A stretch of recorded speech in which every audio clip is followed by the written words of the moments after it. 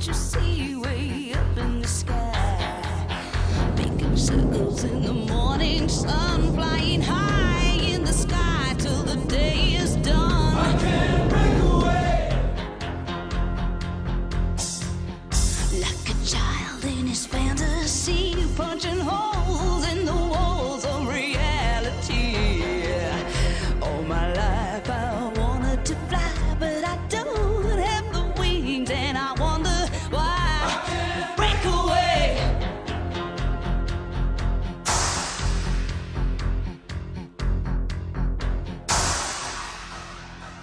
Oh, well, Mama told me when I was young, stand tall, girl, you're number one. But you can be what you wanna be, but you can't change the course of your destiny. I can't break away. Well, no, I can't break away. I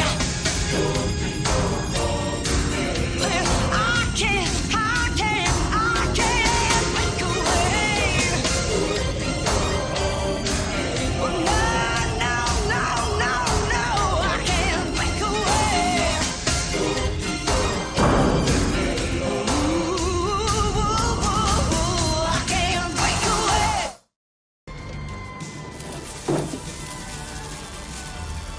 Greetings. We're Lance and friends. back! Good evening, everybody. Welcome in for the first episode of Heavy Metal History in 2022. And hopefully everyone had a good holiday. But for those of you who are just picking the thing up now, 26 episodes in, I'm Lord High Fixer. I am not a historian, just a dedicated student of history. And we are in the middle of our run through the French Revolution, about to kick off the Reign of Terror. I need more sleep. Tonight, I have to do something I've never had to do in the 25 episodes that we've covered before. There's a warning scrolling at the bottom of the screen. Some of the subject matter tonight is really hard to talk through. There is a specific section when we get to the Queen's trial that will be very difficult to hear and hard to present. If you are sensitive, you may wish to maybe not really listen to that section. But just like when we get to Nazi Germany and other things that are horrific in history, we cannot stick our head into the sand with respect to things that have happened. Otherwise, you cannot learn from them. So I would encourage you all to listen through it, because it contextualizes things accurately. But I want to make sure that everyone's aware that there's a thing like that coming tonight. And I will, as Gilly just indicated in chat, I will warn you right before it. But I want you to be aware it's there. And it's probably, like I said, the hard part for me tonight is in the Queen's trial. I will probably do a thing where this is the part where you want to tune out if you are easily offended, and then give you a thumbs up when it's time to come back. But I would encourage you to not do that. I just want you to know it's there. But yeah, it's a pretty it's a pretty nasty bit of history. But it has been a few weeks since we all got together and had the good old sit down on the French Revolution. Again, I hope everyone had a good break, a good holiday, good time with family, good food. I got some very good, nice gifts. I was given a copy of Canterbury Tales and a few other books, leather-bound from Mads. Kay sent me a great book on World War I history. I got cookies from Berlin's mom. It was a good time, and hopefully everyone enjoyed the holiday special as well. And if you haven't caught that on the origins of Christmas and why we celebrated on the 25th, well, it's on YouTube, so go find that. But before we took the break, we had led the revolution right up to the brink of the Reign of Terror. And I actually kind of categorized myself in history's replete with these dates that people think something started. Like they'd like to have defining points. Never getting it again. I think the Reign of Terror starts with the insurrection of September 5th, 1793. I really think that was the tipping point. But we took France up to that point where the Committee of Public Safety had basically set itself up as a joint dictatorship, and then all over France, the armies of France had started to turn the momentum of its wars everywhere, right, back in their own favor, thanks to the levée en masse and the amalgamé. And they had started, sacking their own cities, Lyon being the big one that we're not going to talk about tonight. But before we get into all of that, just like the god Saturn, who we talked about during the Christmas special as the real origin of Saturnalia and the date from which the Christmas holiday spawns, the revolution truly begins to gorge herself on her children now. Not just the ones, the nobles and the people that were seen as the problem back in, 1789 and 1790, but some of the people that it's actually generated as, part of the movement. But it's actually a process that's been going on since the beginning. Remember way back, way back, when we talked about the Assembly of Notables and that resistance to Controller General Calonne's reform package and how they were hailed for standing up to royal tyranny at the time. Now all those guys have been driven into some form of counter-revolutionary exile, and Calonne, remember we talked about him, he was actually our first real emigre. And then go back to the councillors of the Paris Parlement right after that. They became the leaders for the fight for French liberty, but then they came out against double the third and vote by head and found their entire structure abolished by 1790, and no one's shed a tear over them. And then there was our dear old friend, Jean-Joseph Mounier, who had a huge part in getting the Estates General called in the first place, and then he went out and organized the Monarchian Coalition, which dominated those early days of the National Convention. But then Mounier had to quit when the National Convention, he had to quit in disgust after what, the Women's March on Versailles, and the convention kind of went too far for him, and he had to slink off to Switzerland because he was branded a reactionary. And then there were our liberal noble friends at the Society of 1789. They were the guys like Lafayette and Jean-Sylvain Bailly, the first mayor of Paris, and Talleyrand, and who had done so much to get the revolution off the ground in the first place. And then they held all the key ministerial positions right around the first anniversary of the fall of Bastille. All those guys are, gone. They've been forced into exile or retirement for being way too conservative now. Bailly, he's about to get his head chopped off. Lafayette, we talked about, he's bouncing between a Prussian and Austrian prison right around now. And then came along the Feuillants, that group of constitutional monarchists that were led by that triumvirate of Duport, Lameth, and Barnave, who rose up after the flight to Varennes and finally completed the Constitution of 1791. Well, they were all branded traitors after the insurrection of August the 10th. Barack, thanks for the resub. By the way, Diggity and Dustin, thanks for the resub as well. Gilly, Drac, and Rocket, thanks for the hosts. But that Feuillant triumvirate, they get the Constitution of 1791 finished, and then the insurrection of August 10th comes along, and they're all branded as traitors. Duport Lameth had to flee.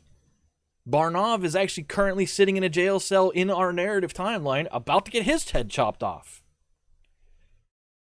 And now here we are, approaching the end of the Girondins, on whose behalf the Paris streets had stormed the royal apartments of the Tuileries Palace less than a year ago.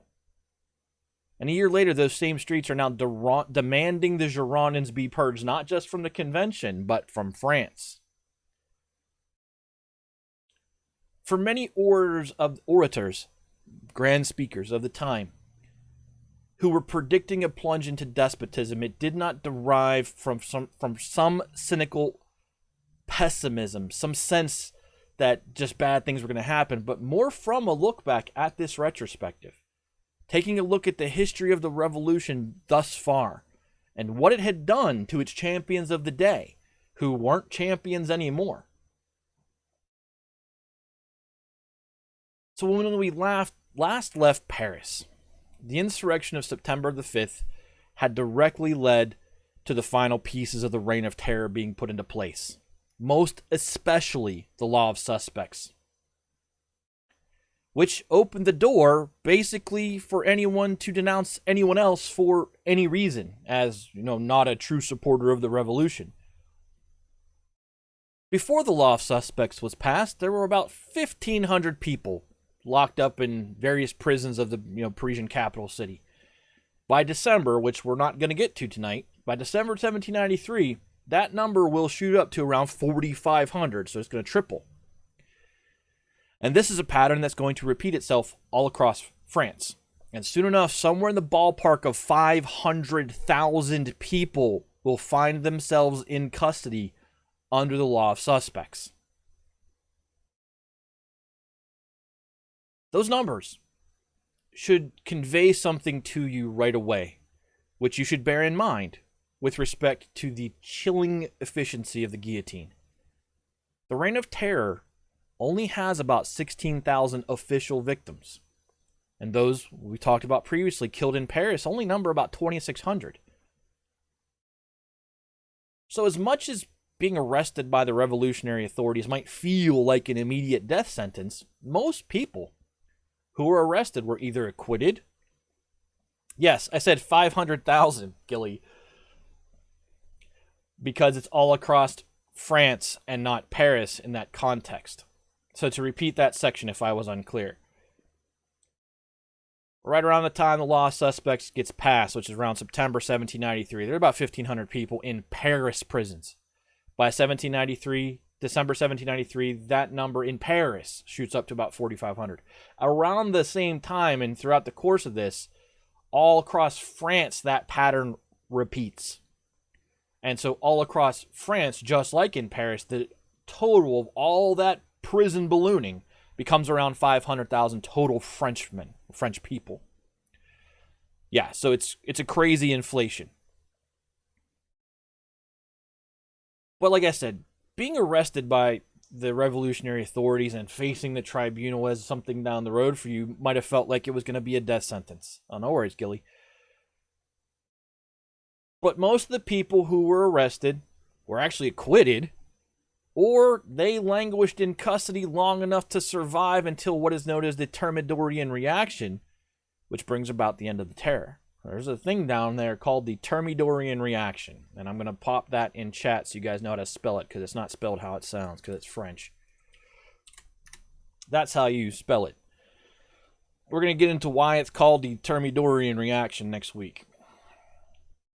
Now, the numbers I've conveyed so far don't count the tens of thousands of people who die in things like the infernal columns, which we're going to get to, or, just random street murder, which went on pretty regularly throughout the span of the Reign of Terror. But it's still important.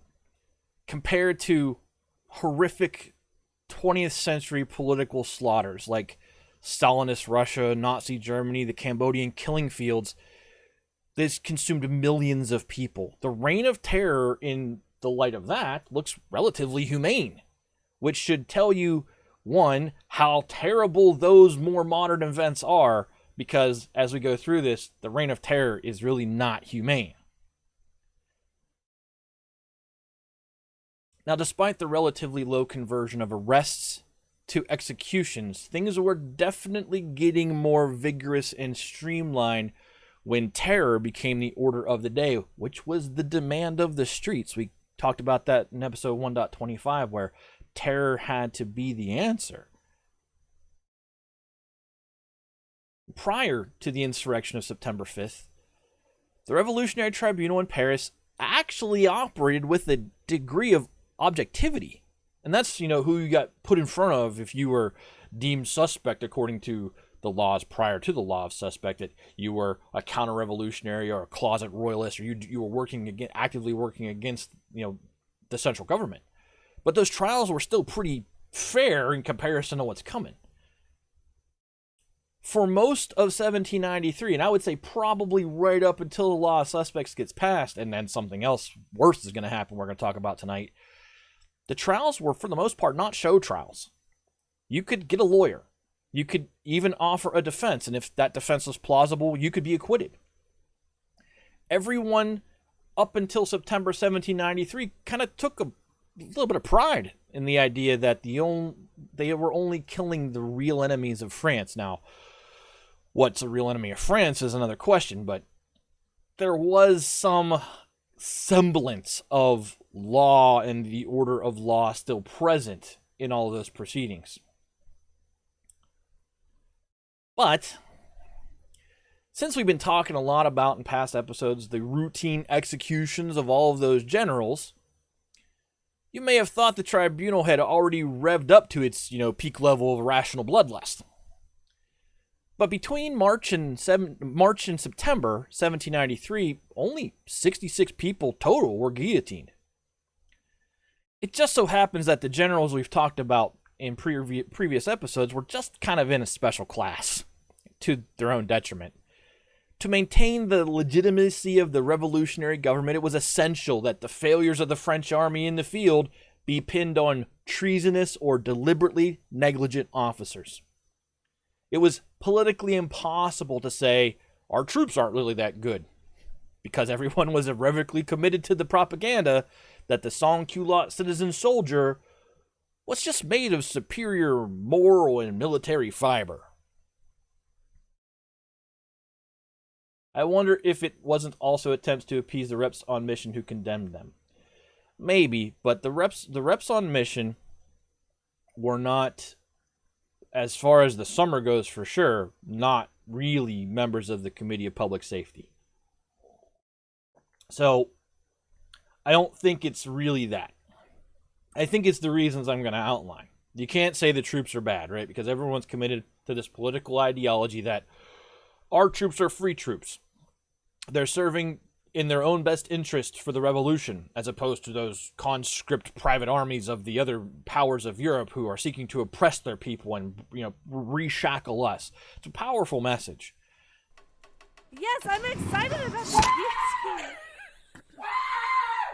And so it's hard to go against that and say, the troops aren't that good. We screwed up and we can't fight this war, which realistically was an underlying current up until this point. The ability of the French army to win battles had been largely, because even way back when Brissot kind of warmongered the whole thing, when Girondins became a thing, they didn't want to admit that maybe they had screwed up and the troops weren't ready. Yeah, you can't condemn the front line, but you can't condemn the years of process that got you there, because it also cuts the legs out of the process and the current standing government, who's telling you you're better than your enemies. Go fight for what is yours. You also didn't want to say something like, well, that guy we put in charge wasn't competent, because someone might ask the inconvenient question of, well, if he was so incompetent, why did this government put him in charge?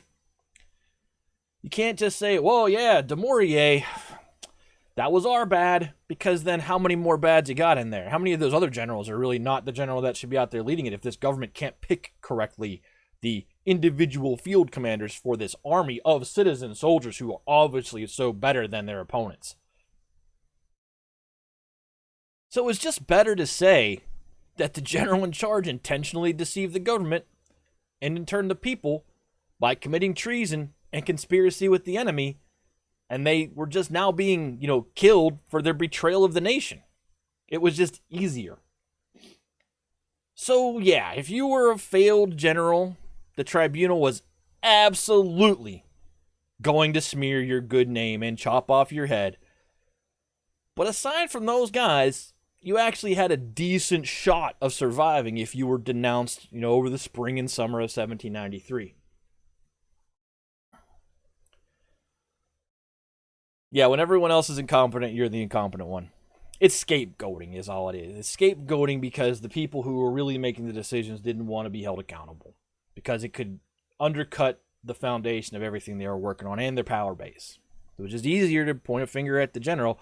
The funny thing is, if you look at we've talked about the curse of the Army of the North, and, there's a guy who's now broken that curse in Girondins, but we've talked about the rotation of generals out there commanding that army, and how basically all of them land in front of the tribunal. That follow button.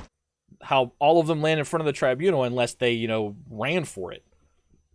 And at no point did someone say, we sure have a lot of betraying generals. They just bought it, which is just crazy to me that is the line people chose to believe. But this willingness of the tribunal to appear impartial basically up until the September 5th insurrection was not going to fly in some corners, right? Specifically, those corners who read the newspaper of Jacques Hébert, who you will recall, hopefully, had orchestrated basically the fall of the Enragé and taken up the assassinated Jean-Paul Marat's mantle as voice of the people. And after he had replaced Marat, effectively, he used that voice to hammer on those who were willing to indulge this moderation for the enemies of France.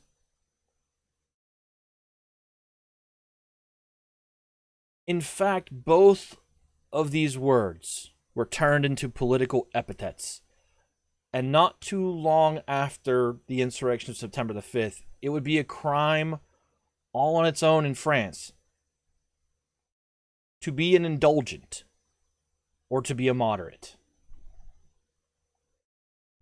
In his war on moderation, there were two big questions that Hébert demanded answers to during the summer and into the fall of 1793.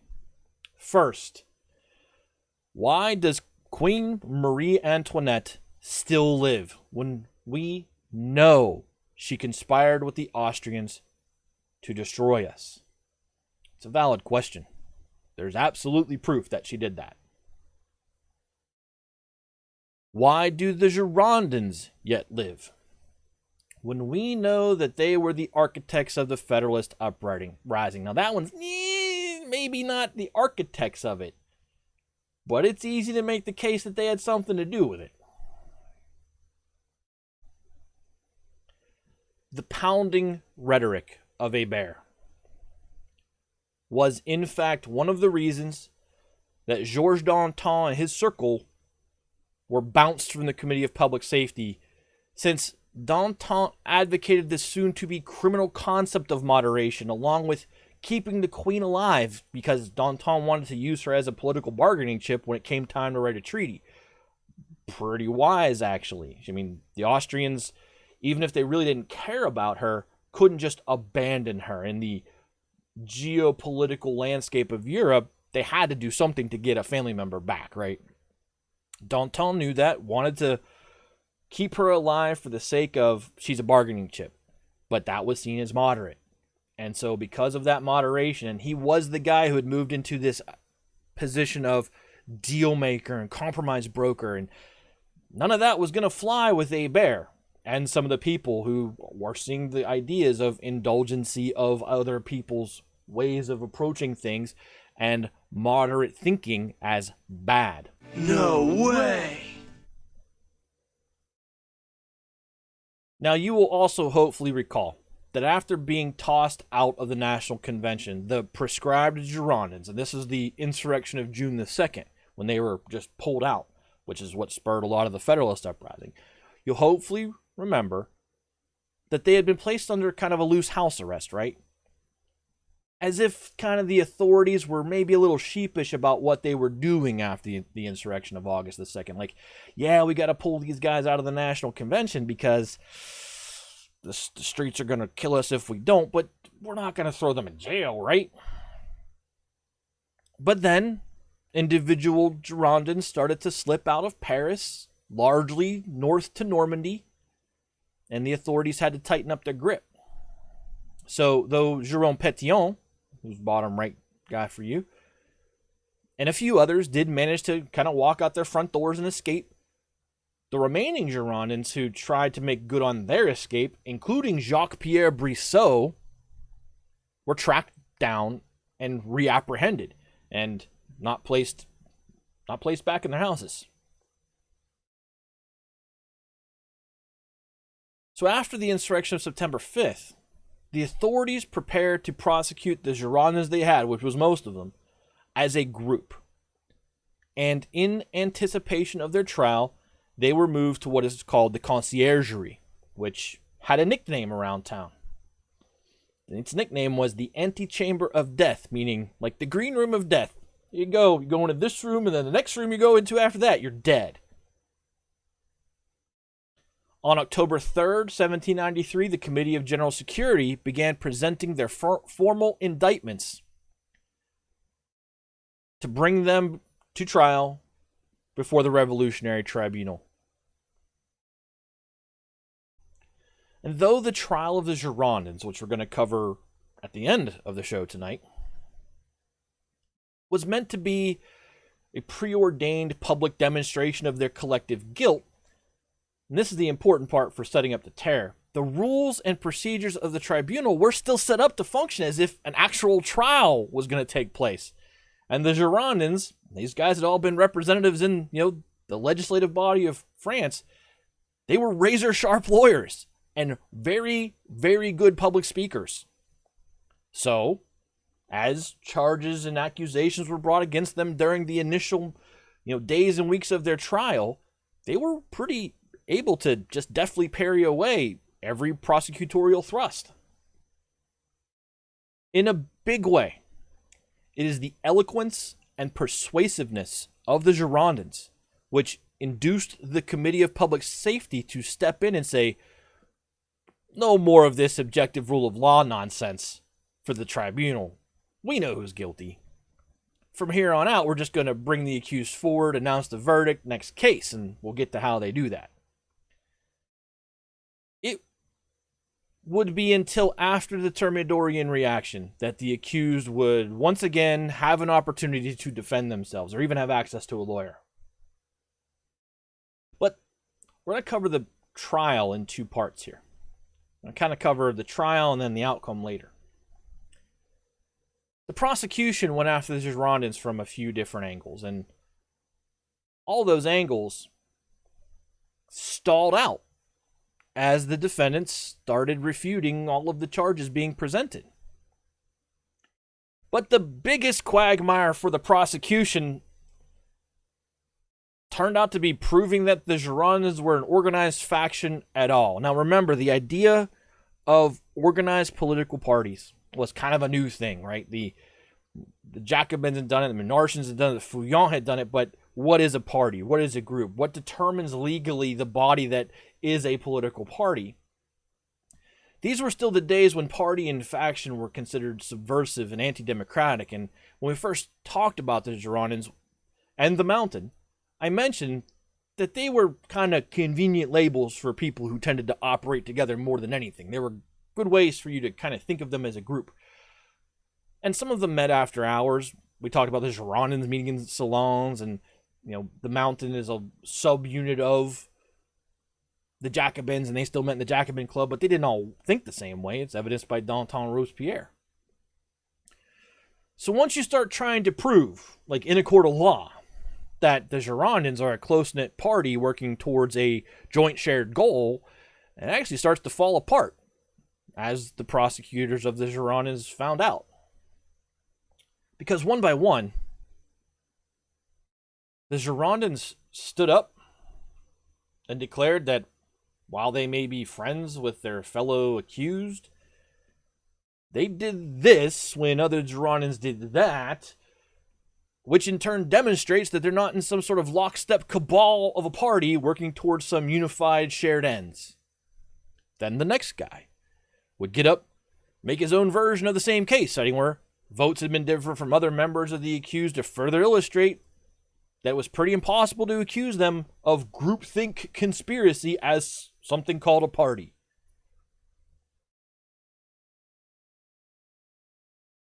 So with the attempt to prove that this group of individuals was a single-minded party going nowhere, the prosecution moved on to its two big accusations, one of which was preposterous, and the other of which was at least, kind of plausible.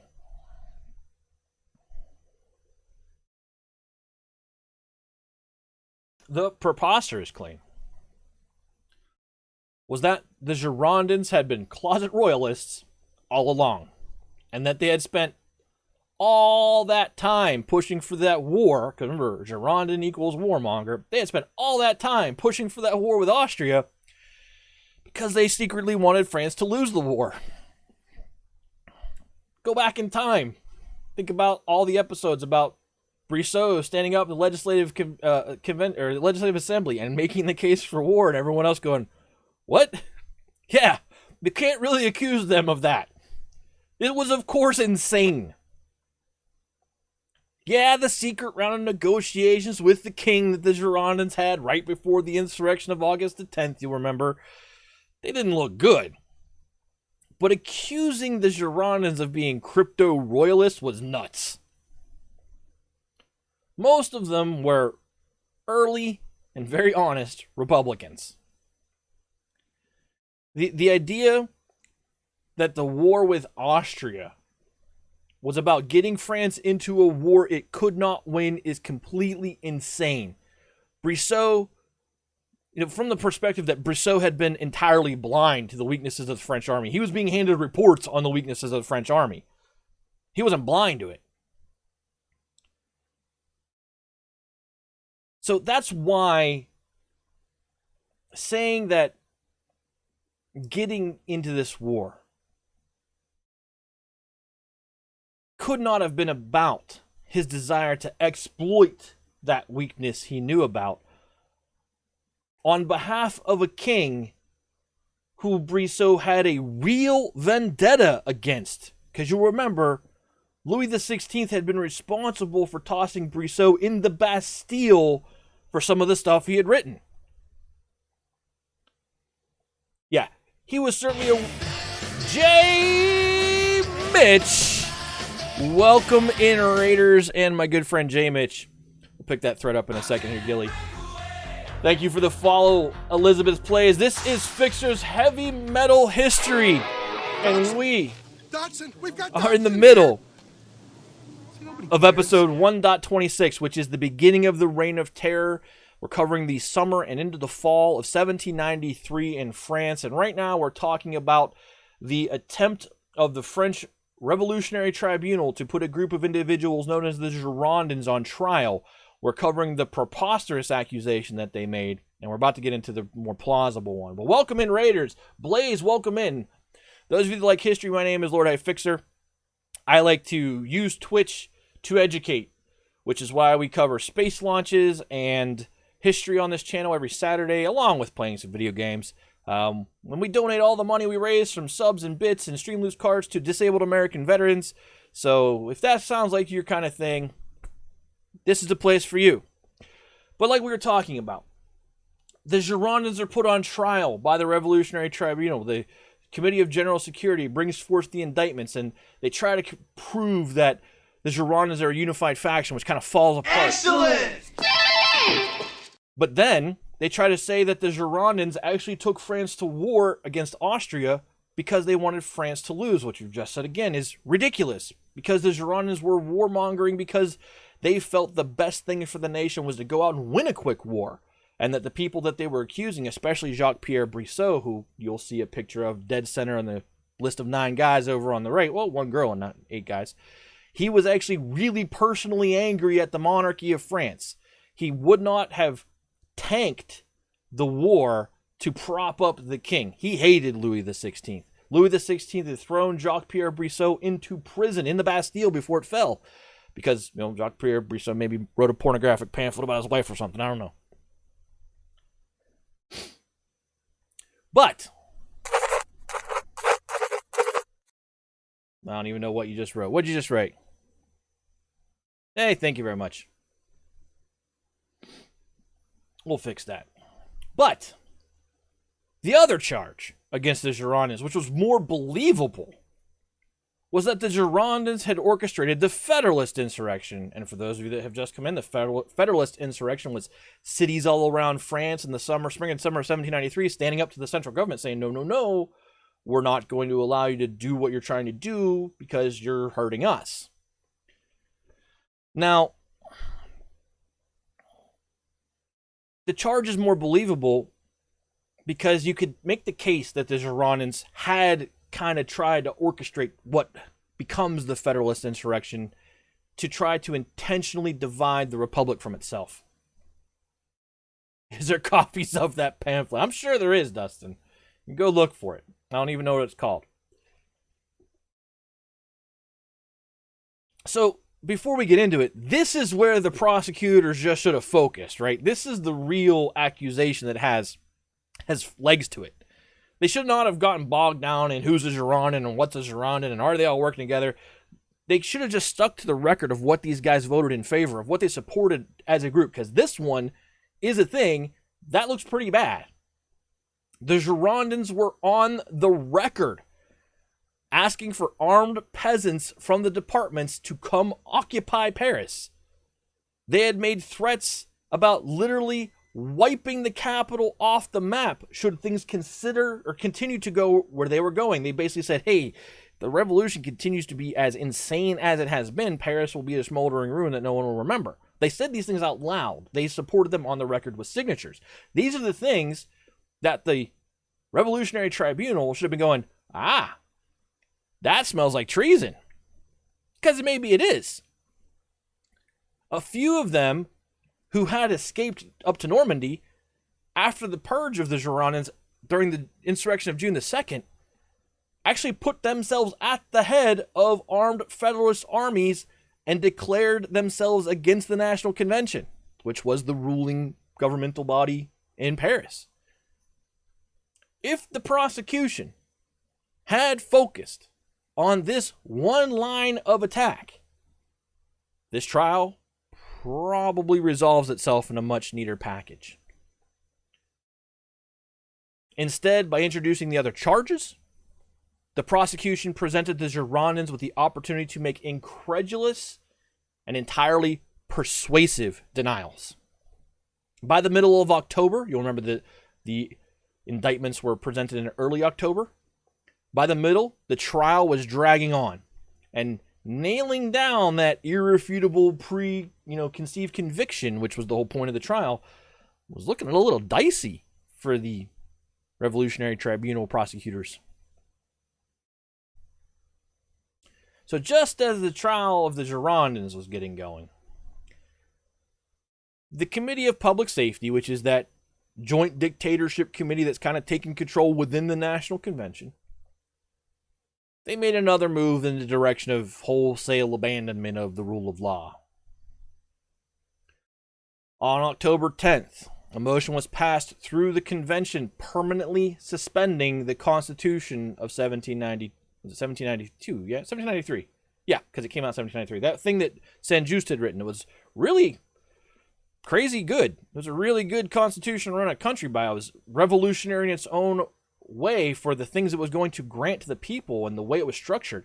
But on October 10th, the Committee of Public Safety pushes through the convention a decree that says, no, we're going to put that on the table indefinitely. Well, it wasn't being used because, it had gone out and it kind of gotten ratified, but then hadn't been put into play. And this was the move that said, yes, we realize that France as a whole, minus the Federalist, insurrectionary cities and departments, wants this.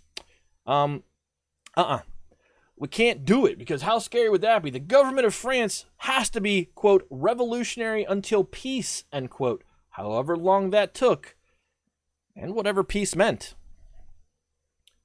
They were clear that by revolutionary in this decree, that they meant the opposite of constitutional government, that this was the way the government was going to be run until things were peaceful. Essentially, the nation was about to be run by an emergency government until the war was won and France was safe.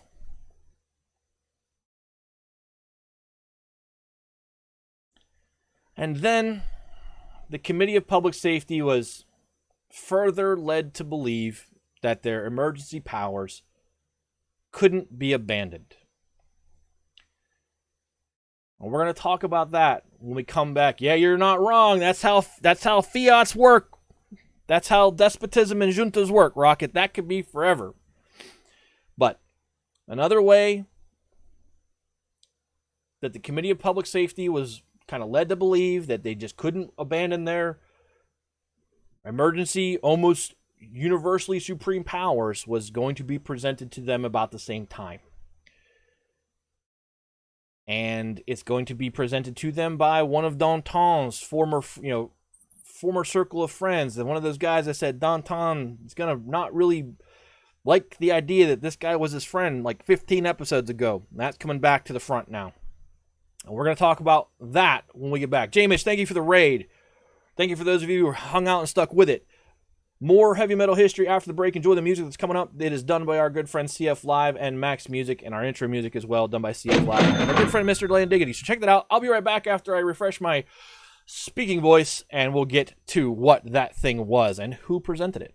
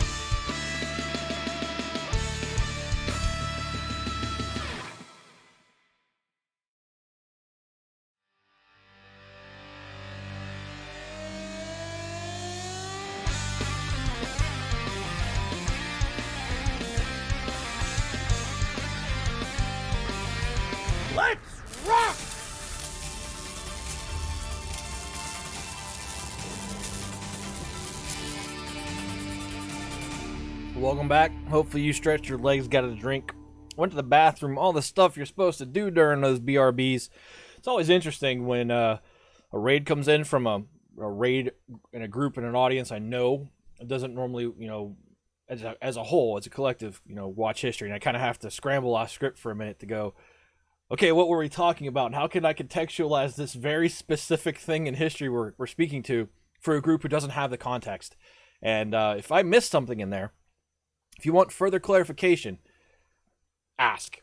I am very, very willing to stop what I'm doing and explain a concept that you maybe are iffy on. We'll take 20 minutes on that if we need to, because that's the whole point of this stream and this series, is to further educate people on things that have happened in the past.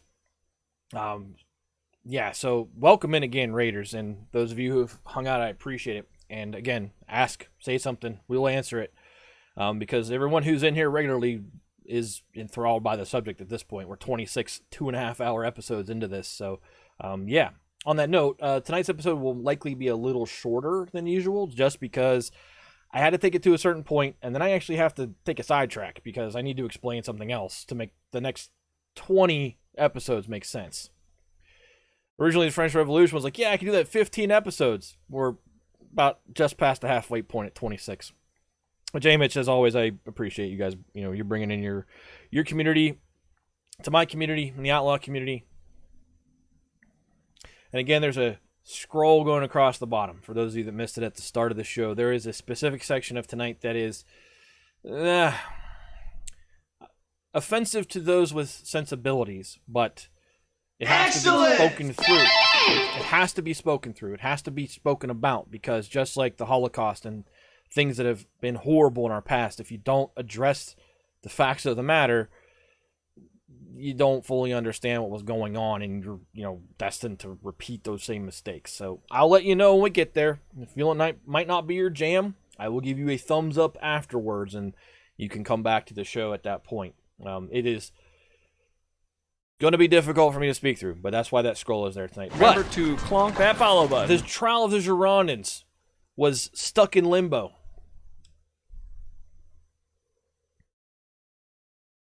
And the Committee of Public Safety had kind of gotten it through the convention that we're not going to use that constitution we had just written.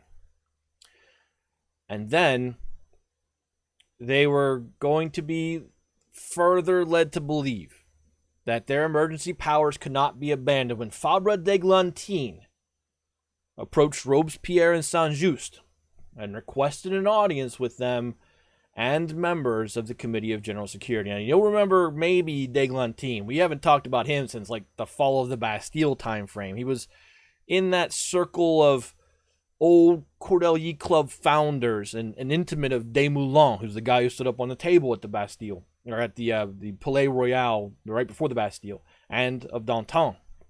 He was the one who thought theater was the new revolutionary art form. I hinted way, way, way back then that Danton would regret letting d'Eglantine rise to power with him. And this is the beginning of that regret. On October 12th, 1793, d'Eglantine met with Robespierre, Saint-Just, and the Committee of General Security, and laid out details of what has since been dubbed by history as the foreign plot. I think at this point they should have numbers, because how many foreign plots have there been in the entire discourse of what we've talked about? Well, here comes another one. From d'Eglantine, this was an intertwined conspiracy of treasonous Frenchmen and foreign agents in Paris working to undermine the revolution, mostly with money that was given to them by the British. We have seen repeatedly that the revolutionaries, pretty much at all levels, are always ripe to dive into a good old conspiracy. They loved their conspiracy theories, and paranoia had become something of a default position for everybody by now, right? When d'Eglantine laid all this out to Robespierre, to everyone present, Robespierre appears to have swallowed the whole thing, hook, line, and sinker. Especially the part about one of the agents of the foreign plot working as a member of the Committee of Public Safety itself. Robespierre had kind of always been concerned about the committee being infiltrated, and so it might have actually come as something as a relief to him that he finally had a real suspect, and a plausible one at that, and a man named Marie-Jean Hérault de Seychelles, and he is top middle column, and I will refer to him as Hérault. Hérault was already a suspicious character, and it was a little surprising that he was actually on the Committee of Public Safety, because he was of noble blood. We all know from everything that's happened so far, I mean, noble marks have been destroyed. You can't use your heraldry anymore. All vestiges of nobility is just gone. Nobles have basically had to change their names to what their real names are, because they can't have any tie to nobility. It's dangerous. And here's Hérault on the Committee of Public Safety with noble blood. He was born in 1759, and he managed to secure himself an appointment as a king's advocate at the age of 20. That's the same job that Danton had, secured before the revolution, the one that really didn't pay him anything. Like many of his noble brethren, Hérault was a man of the noble enlightenment, and he was well prepared to join the revolution once it got going. He was not elected to the States General, but at about the same time, he was appointed as a judge in Paris when all those first rounds of legal reform started kicking in. Then he was sent on the first of many of his missions to Alsace, which is out there in German what is now the German frontier with France, in order to keep the border territory from resisting the revolution, or worse yet, trying to break away from France entirely, because that's a whole thing we'll get to when we get to World War I and World War II. Alsace-Lorraine is a territory that's going to be contested between Germany and France for a long time. He was elected to the Legislative Assembly in 1791, and he sat on the far left, and by that point was a close working associate of Georges Danton. Around then, he was appointed to the Diplomatic Committee, where he continued to mostly serve the government on missions to the frontier departments, all of which, in retrospect, would make him a perfect candidate for an alleged foreign plot, which is probably why d'Églantine pointed at him. Still, his revolutionary credentials were pretty impeccable. He helped organize the insurrection of August the 10th. That's the one that overthrew the king. And though he was absent from Paris during the trial of the king, he made no secret that he supported death with no appeal for Louis XVI. So with this strong background in law he was appointed by the National Convention to serve on the Constitutional Committee, alongside Saint-Just, which is how Hérault ends up on the Committee of Public Safety, because you'll remember basically that entire committee was originally just melded in to the Committee of Public Safety when the final days of the Constitution writing was being done. That's how Saint-Just got his seat too. And once he was on the Committee of Public Safety, he became like the de facto foreign minister. Look at his background. He's got nothing but a history of dealing with foreign governments and international affairs. It made a whole lot of sense, and he became this, he wasn't titled this, but he just started to handle almost all of the committee's diplomatic business. So other than the frequent dealing with foreigners, which is pretty unavoidable if you're the de facto foreign minister, it was easy for Robespierre to suspect Hérault because, unlike the more serious revolutionaries, you kind of get the feeling from reading about Hérault historically that he was a noble who kind of felt this whole thing was some kind of great game, in the vein of the great games kings played when they marched their armies and they took territories from each other. Hérault kind of had that mindset. No way! Yes way! He was a cultivated and well-dressed dandy who was quick-witted and quick to make sarcastic jokes, even self-deprecating ones. He cast a cynical eye on the world and found it full of irony and opportunity for pleasure, for himself too. Needless to say, Marie-Jean Hérault was not some austere, virtuous in the vein of Robespierre, true believer in the revolution. He just was kind of going about through the motions of the whole thing. So on October 12th, when d'Églantine sat with Robespierre, Saint-Just, and the Committee of General Security and told them that Hérault was selling the Austrian secrets and his advocacy for an even more aggressive war was an attempt to lead France into some sort of two-faced trap, Robespierre was absolutely ready to believe it. But Hérault had too many friends to make a move on him just yet. So for the moment, Robespierre kind of had to circle him and bide his time.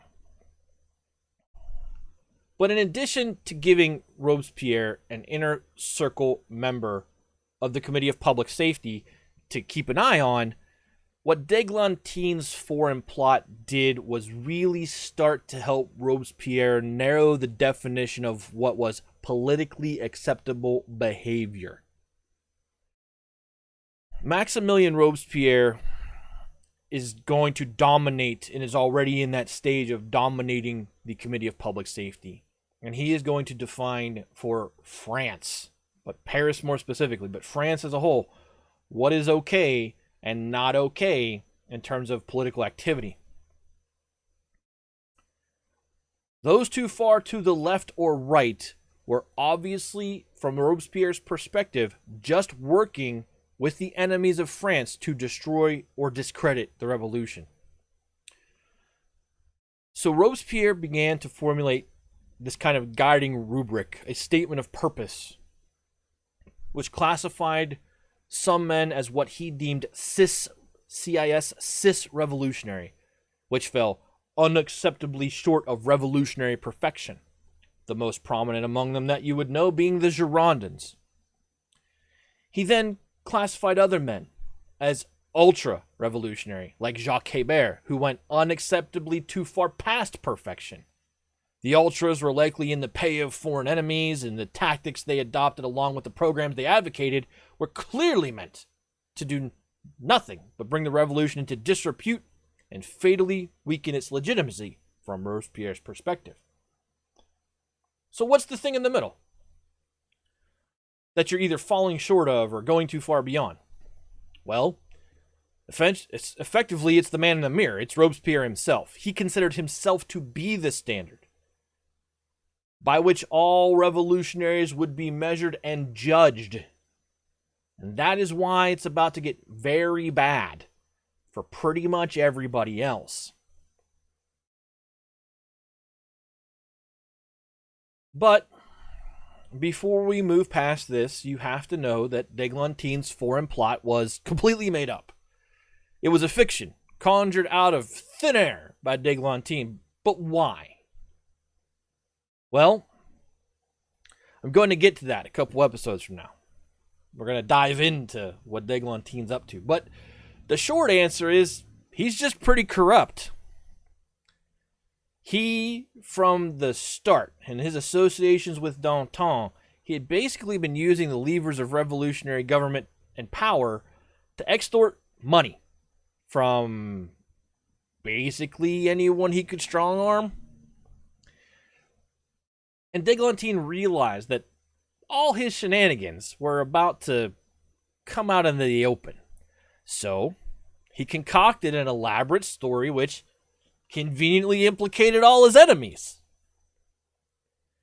By beating them to the denunciation punch, he thought he would be able to insulate himself from their accusations and frame them as retaliatory when they came at him saying, "You've been blackmailing us, you've been extorting us." He was trying to get ahead of it. And it's a politically savvy move, because that's modern politics. When do you drop the hammer on a piece of evidence that you have? You have to find that right moment, and d'Eglantine was trying to jump that punch. This would work for a while for d'Eglantine, but not for forever. And that's the part where Georges Danton is going to regret having had anything to ever do with Fabre d'Eglantine. But before he goes down, d'Eglantine will make one further significant contribution to the revolution, which will be at least half of the focus of next week, and it will not be this board of maps and people. And I'll tell you what that is when we get to the end of the show tonight. It's going to confuse all of you even further, so there's that. That confuses historians to this day. But there you have it. Fabre d'Eglantine adds fuel to the fire for the Committee of Public Safety, that they are absolutely justified in declaring the Constitution of 1793 tabled, that they are the emergency government of France, and that they need to take this hard line on what is acceptable political behavior.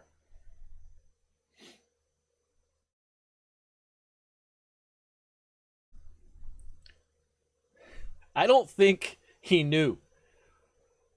Or maybe he was so narcissistic that he was oblivious to it, because his motive here was self-preservation, right? D'Eglantine's entire motive in conjuring up this plot, which implicates Hérault, and that's the one you really need to care about here on top of Danton. Blinded by this desire for self-preservation, he doesn't give a crap about its ramifications, and he could not have been completely desensitive to what exactly had been going down in France for the last 3 years, right? You can't be this close to it and not know. You can't be this close to it, have the Central Emergency Committee of Government say no constitution for a while, and not understand what's happening. But his options were to do what he did, or to run for it, right? I mean, he could have ran, and the Girondins, some of them ran and made it, and some of them ran, most of them ran and didn't. And I think the idea of people crossing the frontier and making it out is kind of a much harder thing to do in 1793 than it was in, say, 1789 or 1790, or even when Lafayette crossed. The grip, as I indicated earlier, has been tightened. I mean, we saw when the mayor of Paris, or it wasn't the mayor, but the principal representative of Paris tried to leave Paris after the fall of the Bastille. What happened to him? He and his son-in-law were decapitated in the streets. So it's not like you look at the door and say, that's the safest option, right? Yes, running would mean abandoning his source of power and money, but who did that? Talleyrand did it. He had Danton sign the passport for him. He sensed the perfect moment to do it, and he got the heck out of Dodge. D'Eglantine is, I think the water's at his neck at this point, and he's like, well, I can make one last swing at survival here.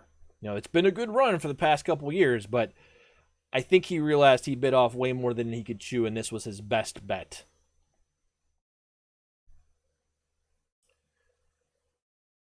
So, as the myth, he's looking down the barrel of a gun with a gun out, and his only option is to shoot first. That's about right. So as the myth of the foreign plot began to seep into the political firmament, and as the Revolutionary Tribunal continued to struggle with the Girondins, there was another matter which everybody could turn their attention to, which would give them a nice outlet for their fear without anyone really getting up in arms about totally tossing out the rule of law.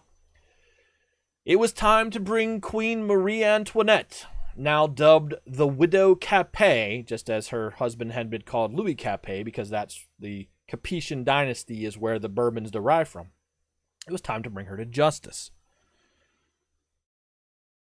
Since the execution of Louis XVI back in January, the Queen and the rest of the royal family had remained in the Temple. And for those of you not familiar, the Temple was an old Knights Templar stronghold kind of around the perimeter of the original city of Paris. It had been serving as a prison. And though, basically since Louis had died, they were not treated terribly, there was just nothing comfortable or comforting about their captivity, and they were closely monitored day and night.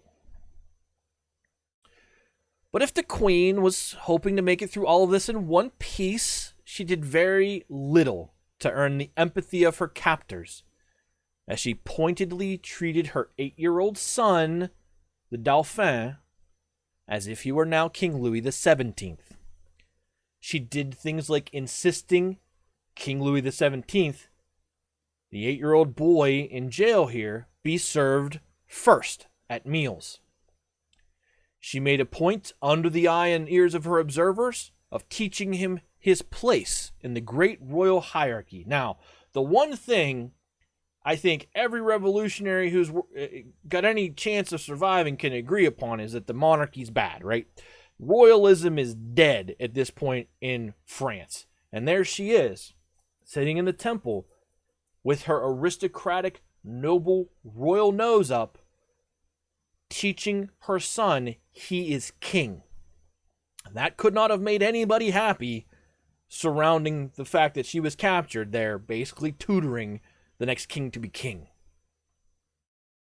He wouldn't be king, by the way. But at this point, Yeah, we're going to do that right now. At this point, the Queen probably saw all this coming to an end in one of two possible ways. Either the revolution would collapse from the dual pressure of civil war at home and the War of the First Coalition, in which case keeping the royal candle burning was probably pretty essential to the idea of restoring the Bourbon monarchy. Right? So that's one outcome. And after the summer of 1793, we know that's not the most likely outcome because civil war, apart from the war in the Vendée, is dead. And the war out with the First Coalition is going in France's favor right now, thanks to the levée en masse and the amalgame. Well, if the revolution didn't collapse, well, they were all probably going to be killed. So there was nothing for the Queen and her family to do but go out as unrepentant martyrs.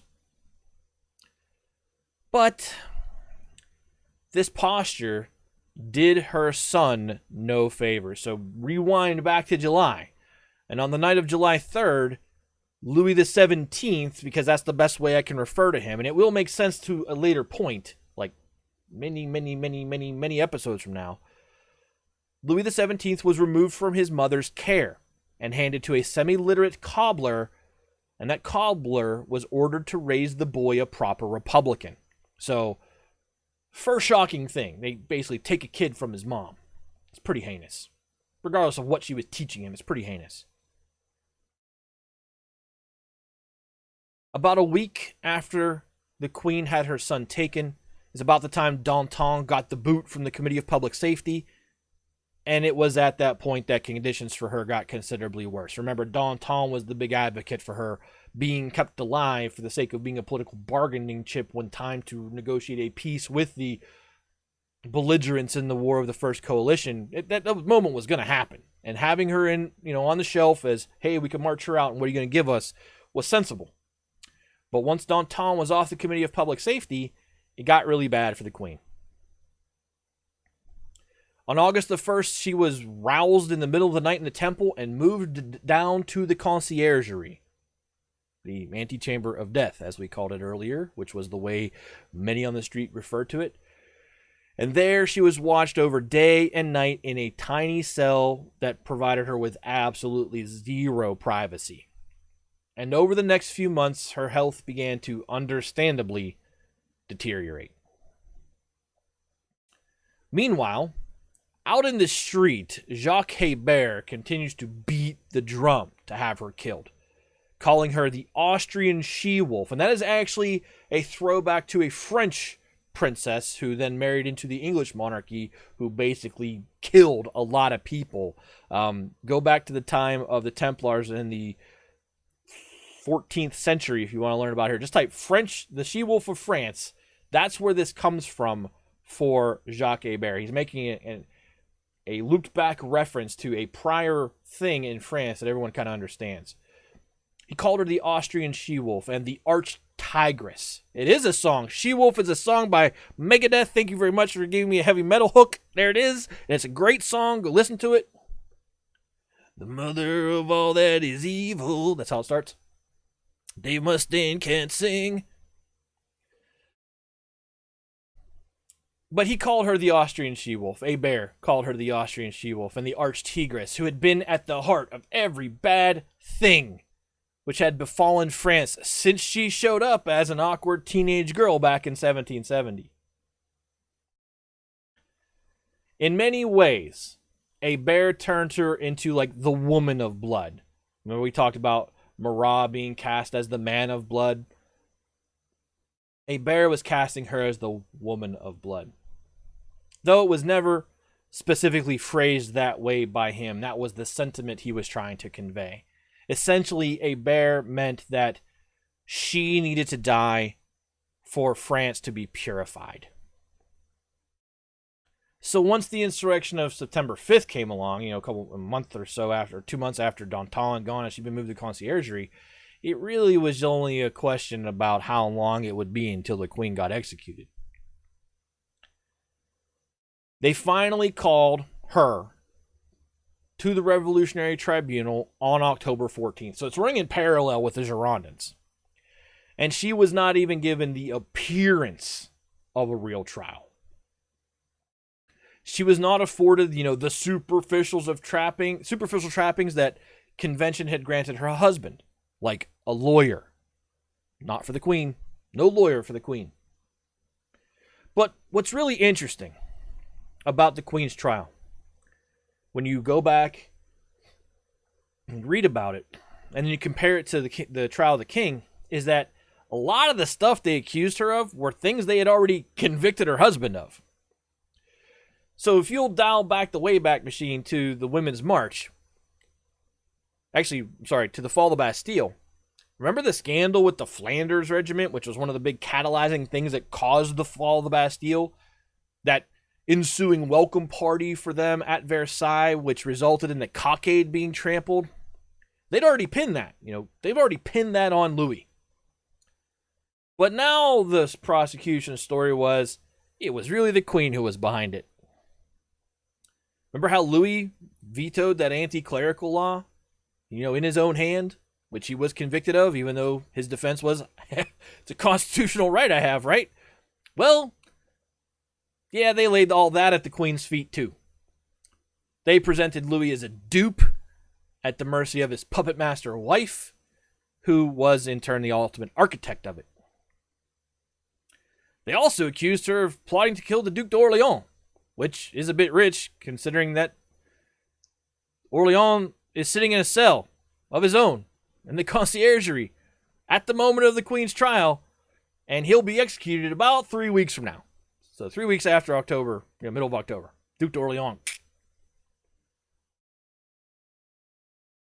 Well, so the idea of a female puppet master, look at Catherine the Great, right? She's contemporary at the time. She's running things out in Russia. So it's not crazy.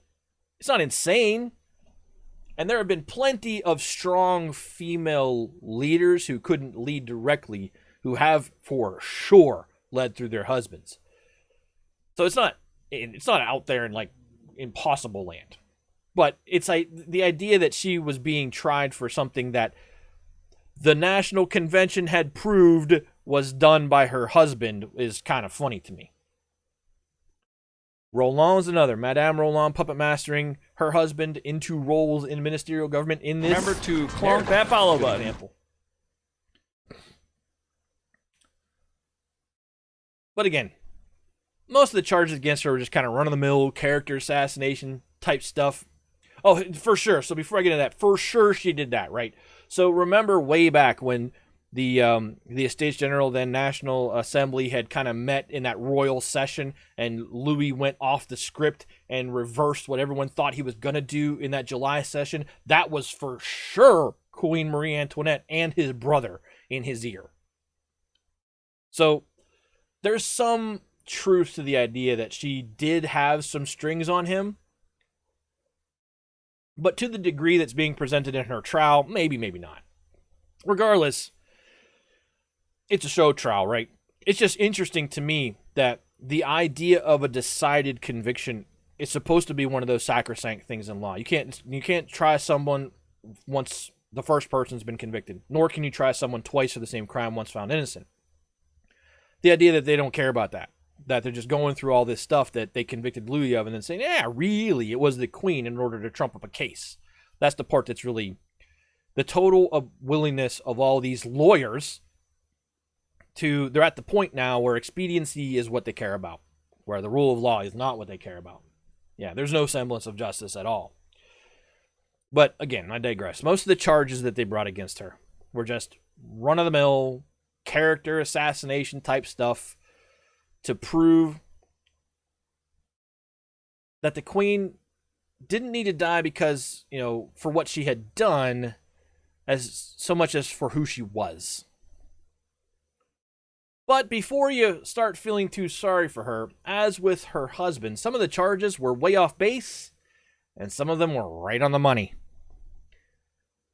She had absolutely helped to organize the flight to Varennes, and her written intention of escaping France was to link up with the Austrian army and to bring them back into France to end the whole thing, right? The tribunal had in hand all of her correspondence with the Austrian court, which proved that she was not only inviting a foreign army to invade France, but had been begging them to do it. That is flat out treason. Take the rest of it to the side. That act right there, under even the Ancien regime, is treason. So, this is the part where that warning at the bottom of the screen is for. It's a tough thing to talk through. I will give you a thumbs up sign when I'm done with it. It is 4 bullet points. So this is your chance to mute it. Because here we go. The prosecutors would not let that obvious charge stand on its own. The obvious charge of treason. And they stooped very low. Very low. And they brought out her son to testify against her. At the pressing of Jacques Hébert, the boy had been coached, probably quite violently, to testify that his mother had sexually abused him. Now the Queen knew. She was doomed. And knew it was important to maintain stoic calm in the face of all of the abuse that had come to her before this. But this was beyond the pale. And she angrily admonished her accusers to respond. She angrily admonished her accusers when they demanded she respond to such a crime against nature. And then apparently the women in the audience, all good revolutionary women who wanted to see the Austrian she-wolf dead, started to make some pretty angry noises in the gallery that the prosecution had gone way over the line, and they sure had. Before I give the thumbs up here for those who had muted it, the reason I felt it was necessary to give this detail is to give you the context on just what the tribunal was willing to do in the early day of the terror. It's heinous to suggest that. There is zero historical evidence to support the charge. But I felt that it was necessary to talk through that part so that you understood just how dark those in charge right now were willing to get. And we'll leave that bit at that. Welcome back, those of you who muted. But this last minute bit of sympathy for the Queen was obviously not even close enough to save her. Yeah, incredibly unnecessary is a good way to phrase it. On October 16th, 10 days later, she was convicted of treason and sentenced to death. She held out hope that she would be granted some form of dignity granted to her husband on that day, when he was taken out and executed. But she would not have any such luck. First, she was forced to give her final confession to a patriotic civic priest rather than a clergyman recognized by Rome. You will remember that Louis was afforded to have his own chaplain come in. Then, unlike her husband, who had been taken to the scaffold in a closed carriage, the Queen was loaded into the back of an open cart, like a common criminal, which also made it very easy to throw things at her. As she rode with her hands bound behind her back, Jacques-Louis David dashed off a famous sketch of, quote, unhappy woman who yet kept her back straight and her head held high. You can find that anywhere. It's an interesting sketch. It's just a pencil sketch. It shows Marie Antoinette. Actually, you know what? We'll bring it up here. I'll go grab it real quick. There it is. David sketch of Marie Antoinette. Let's grab that real quick. This is the Jacques-Louis David sketch of Marie Antoinette. I'm just going to pop it on top of the whiteboard here real quick, and I'll make it big enough for you guys to see. This is a sketch David put forth of Marie Antoinette. It shows her with her back straight, poised, with her hands bound. I don't have a lot of sympathy for the person of Marie Antoinette overall, but the last year of her life, I kind of do. When she was led up onto the scaffold and to the guillotine, her last words were allegedly, quote, "Pardon me, sir, I did not mean to do it," end quote, as she apparently had accidentally stepped on the executioner's toes. Yeah, that's my problem, Gilly. They took every opportunity to kick her on the way to death. They laid her down, the blade fell, and that was the end of the queen. Her body was then dumped into the same mass grave where they had dumped Louis XVI. And that's how they were handling all of this, with mass graves. Decades later, when we'll get to this point when we talk about this. But after the Restoration came, what remained of the royal couple was exhumed, which in Louis's case wasn't all that much because they had put a double dose of lie on top of him.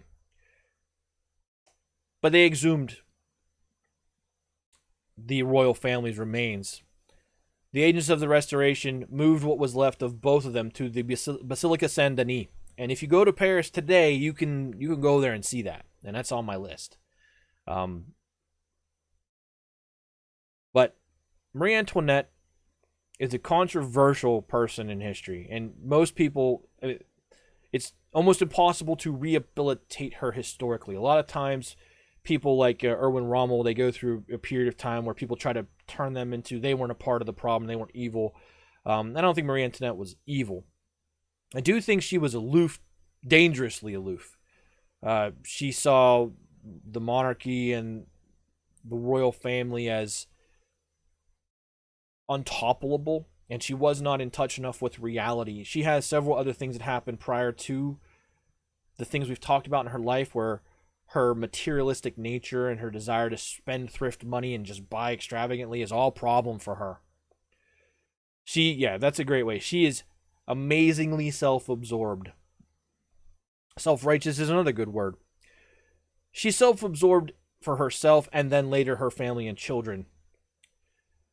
Again, we'll say this for the last time in this series. She never said, "Let them eat cake," in a reference now to what you understand as the food crises that have been rolling through France the entire time we've been talking.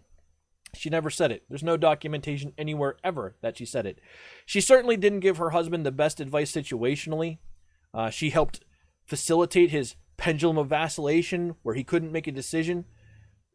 But she definitely did not deserve the treatment she got at the end of her life, by any means. So we'll take our last break here. We'll come back and we'll talk about the fate of the Girondins, which will be quick. We'll get into what we're going to talk about next week, and then we'll get into the quiz. So, if you've enjoyed what we've talked about tonight, consider hitting the follow button or type !YouTube or YT in chat. You'll get a link to my YouTube channel. You can catch up on the prior 25 episodes of Fixer's Heavy Metal History, including the holiday special, which tells you why Christmas is Christmas and where it comes from. But yeah, I'll talk to you guys in a few minutes. No way. Yes, way. I will talk to you in a few minutes. We'll get to the fate of the Girondins, and then we'll get into the quiz. I'll be right back. Make sure you stand up, walk around, get a drink, and all that stuff.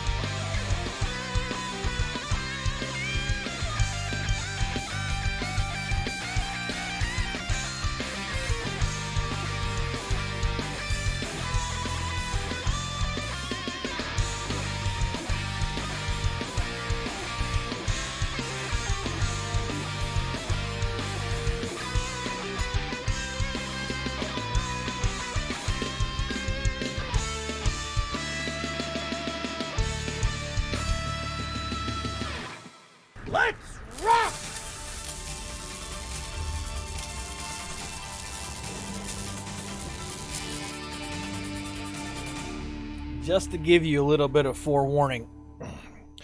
Well, next week's episode won't be dark. This isn't the last dark one. And hopefully you guys have kind of gotten that impression by now, where for 20-some episodes we've kind of been setting this up. The meat of the terror is gruesome. It's dark at times. And that's probably one of the worst things I'll have to talk about, but it's not all the bad things.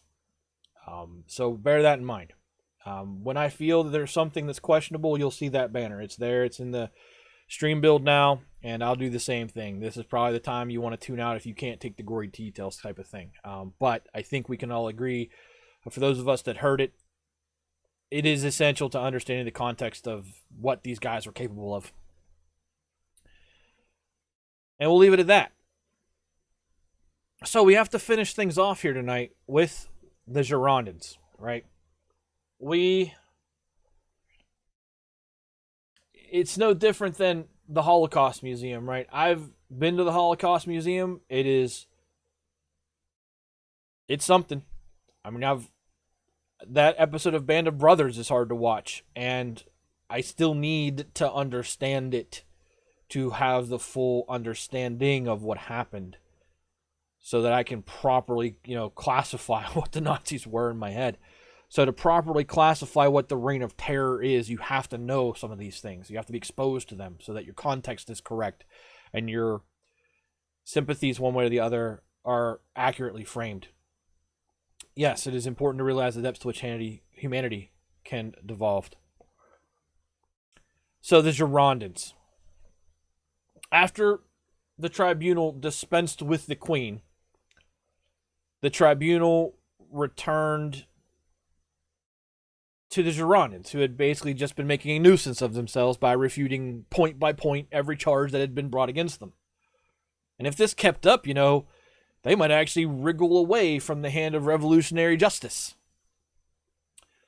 So, Kays, again, thank you very much for the book. It's right here on the shelf. I've been reading it. I'm about halfway through it. Kays gifted me for Christmas a very interesting book. Richie Cranium, reading with a party at 24 at the end of the episode. We're going to do all this, but first of all, Kays gave me a very nice book with it. He wrote something very nice inside of it as well. But it's the First World War and 100 Objects, and it's about things in here like the Pickelhauber helmet and the field cap of the Austrian army and the Triple Entente badges and, Franz Ferdinand's car, which is an interesting thing to read about. It's a very nice book. So thank you again for the very nice Christmas present. Welcome in, Raiders. Thank you for bringing them in, Richie Cranium. My name is Lord High Fixer. Send this one to journey elsewhere, for we have need of sterner stock. Thank you for the alert. What we're doing here is called Fixer's Heavy Metal History. We are near the end of episode 1.26, which is encapsulated the beginning of the Reign of Terror in France during the Revolutionary period. The McMoney, welcome in. What we're talking about, we are 26 episodes into the French Revolution, exploring it in detail, and this is the summer and then fall of 1793. We have just finished, and you missed it, the trial and execution of Queen Marie Antoinette, and now we are going to get into the fate of the Girondin faction, who had helped to take France to war in 1791 and 1792, and had in part helped to lead an insurrection against the central government in France in the summer of 1793. Most of those guys have been rounded up by what's called the Revolutionary Tribunal, at this point, mock justice tribunal that effectively says, well, if you're against us, we're just going to execute you. So like we've been talking about, the Queen's been dispensed with. The Girondins have been refuting the accusations against them very well. And this is hugely important to everything that's going to go on in the Reign of Terror. On October 29th, 1793, the Committee of Public Safety, again, which is that centralized group of 12 men within the National Convention, a committee is kind of off to the side, but part of them that holds basically supreme power at this point, a group dictatorship. They make a fateful decree for the rest of the Reign of Terror. Because the Girondins have been putting up such a good fight during their trial, the Committee of Public Safety decrees that from now on, trials before the Revolutionary Tribunal will have a time limit. And if after 3 whole days enough evidence had been submitted to establish guilt, that was it. End of trial. There was no sense in letting the enemies of France spin endless webs to explain away their guilt, like the Girondins were trying to do. So, in accordance with this new decree, the next day, October 30th, the trial of the Girondins was cut off. When the final verdict was read out, guilty on all counts, of course, the Girondins all acted each in their own way. Some of them rose to their feet to angrily denounce the entire proceedings as a farce. Brissot, who's been so central to the narrative to this point, just allegedly slumped down in his chair in defeat. Turiest with the resub, 17 months of tier 1, thank you very much. And for those of you who came in on the raid, all the money we raise after taxes from bits, subs, and Streamloots cards benefits Disabled American Veterans Charitable Service Trust. I'm a veteran, many other veterans in chat, and I don't need to make the money here, so we make sure it goes to a good cause. Another of the Girondins, at the reading of the verdict, fell out of his chair, and the audience thought he had just fainted until they rolled him over and found that he had smuggled a knife in and had just committed suicide. But don't worry, they'll put his corpse up into the guillotine and cut its head off anyway. After spending a final night together in the conciergerie, again, the antechamber, what? Yep, they did exactly that. After spending one final night together in the conciergerie, that antechamber of death, the 22 Girondins who had been in custody and who were on trial were loaded into a cart very similar to the way the Queen had the next morning. On the way to the scaffold, what's up, Terry? They all sang La Marseillaise together. That song which is still the French national anthem. That song which the Marseille regiment had come in to Paris singing. That's with kicking the balls. Is that enough payment? Richie Cranium, 5 months. Twitch Prime, thank you very much. Mads, welcome in. But they all sang La Marseillaise, which is a revolutionary song. And where Marie Antoinette had kept her head held high as a martyr for the monarchy, the Girondins kept their heads held high as martyrs for the revolution. They knew they were patriots. They believed it. They knew this was unjust. And they were counting on history to vindicate them. I mean, getting executed for being an opposition party is pretty, I'll vindicate them for that. Rolling in the way they did the Legislative Assembly and basically taking the nation to war when it didn't need to, I don't know if you could fairly judge that as a good thing that the Girondins did. But then they were brought to the scaffold, and the guillotine dispatched them one by one. 22 heads in 36 minutes. And that is the lethal efficiency of the guillotine. Just over a half hour to kill 22 men. Did they weekend at Bernie's him to make his corpse look alive? I don't know. I find Rocket's reaction to be my reaction. What? Why would they do that? Because that's how justice was served in the French Revolution once the guillotine was put up. So we're going to leave the bloody start of the Reign of Terror here for tonight. And boy, oh boy, is it just getting going. This was the engine revving. The key things here were you can only have a trial that lasts 3 days. And they were all smooth executions. There was no hiccups or anything. Just thunk, thunk, thunk, thunk, thunk, next, and it was done. But that idea that the 3 days, that's it. The idea that the Constitution of 1793 has been tabled perpetually. It's not going to be brought back in at any time defined. That the idea that moderation and indulgence was done.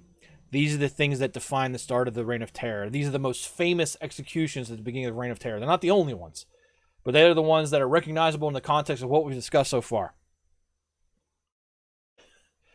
I'm sure they each had something to maybe say for a second too, but 36 minutes is still pretty fast to kill 22 people. Maybe. It's still pretty quick. But we're going to leave it here. We're going to leave the Reign of Terror here for now. Next week, I actually need to do some more framing because as I refer to things like Fructidor and Brumaire and Thermidor, you're going to have no clue what I'm talking about.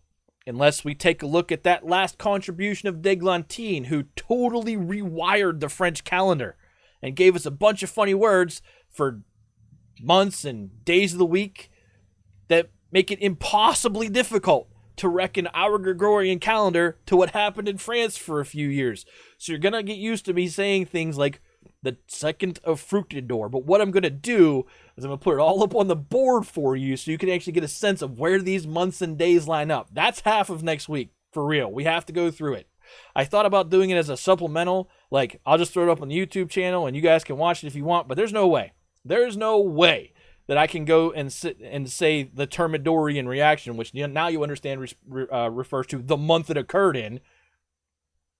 I can't talk about these things without teaching you this wacky-ass calendar. Maybe a calendar in Discord. I don't know if I can program the French Revolutionary calendar in Discord.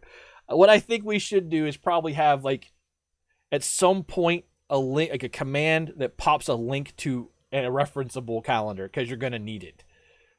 But it makes everything really hard to reckon, because the way France decides to have their 0 year is referenced directly to the revolution. So it's like the first year, the second year, the third year. Well, we're talking about 1791, 1792, 1793. Yeah, crazy calendar. That's not a bad idea.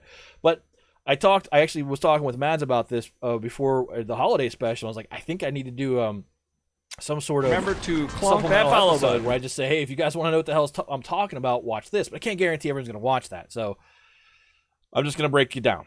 It's goofy. The other half of next week, we're going to finally take that hard look I've been promising at the Duc d'Orléans, right? Because he's about to get killed. You know, I mentioned earlier he's like 3 weeks from having his head chopped off.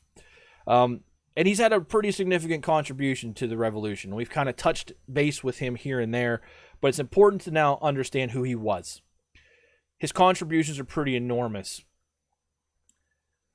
But what will be more enormous is his son, who you will remember defected with General de Maurier. And that son will be King Louis Philippe I of France. Down the road. And that is called the July Monarchy. That's like 1830. But understanding that Duc d'Orléans is not the Duc d'Orléans I'm going to be talking about in a while is pretty important. And before he has his head cut off and is shipped off from the narrative forever, I need to give him a proper treatment. So we're going to do those two things next week. The crazy French Revolutionary calendar, so you know what I mean when I say Fructidor and Brumaire and Thermidor and all these other words as top of... It's crazier than just the words, let's put it that way. What each day of the week is supposed to represent is kind of funny, but more on that next week. And then we'll come back. We'll come back to the Reign of Terror in 2 weeks. How long have we been in 1793 now? For a while. 1793 is the busiest year of the entire series. We're into the fall. Yeah, I can't coordinate timetables if we don't share the same calendar, and as opposed to being able to say, you know, well, the Roman Julian calendar and the Gregorian calendar were only off by this much mathematically, while the names are generally the same, it's much more difficult to make this comparison. This is the most confusing part. This calendar will actually stick around into Napoleon, but Napoleon will eventually say he's had enough of it. Where I can, I will make the direct Gregorian reference. But that's not going to be a lot of places I can say that with surety, just because of how wonky this calendar is. But that's next week. Want to have your mind melted with this is how the French calendar worked in the 1790s? Well, that's going to be what we talk about next week. But that's the episode for tonight. We have kicked off the Reign of Terror, contextualized it hopefully for how grim and dark it will be. And it's going to get grimmer and darker. But I think, again, the worst of all of the things was right at the front with respect to tactics. How many people will die, as many more. We're going to turn back to Lyon, who you will remember is supposed to be burned to the ground. And all of that in about 2 weeks. But next week I have to do the calendar. I've been putting it off because I don't want to do it, but now I have to. So that'll be there for you guys next week. But we will get ourselves over to a quiz. For those of you unfamiliar with this, he lands in Toulon. Toulon is where he's going to make his big deal. Everyone can participate in the quiz. You all get a chance to answer. There's a running scoreboard for the entire second season of this. We'll probably have to reset that soon. But the idea here is you participate, you answer questions, you see how many long running you get right. There's no penalty for being wrong. Keep the joke answers out of it. Make sure you start your answer in chat with exclamation point, the word answer, and then a space. What'll happen is we'll go into a file here on my computer, and then we'll bring them up one by one, and if you get it right, we will give you a point. You're competing against yourself and no one else at the end of it. Make sure that you participate, because my lord, go f*** yourself. Just Gilly and Rocket have been participating. And no fix or boy in your answer. Thank you very much, as always, Rocket. All right, here we go. The first question of 10 tonight. You'll have 1 minute to get your answer in after I finish reading the question and fix the typos in there, because there I go again. All right, the first question. Who was the Controller General who brought the financial reform package to the Assembly of Notables?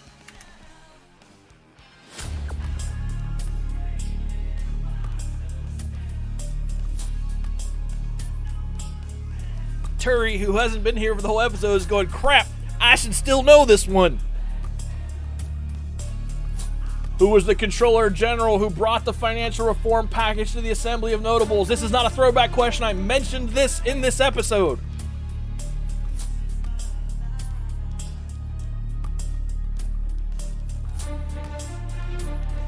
30 seconds left. This is definitely a curveball, though. The Gilius is in. 15 seconds left.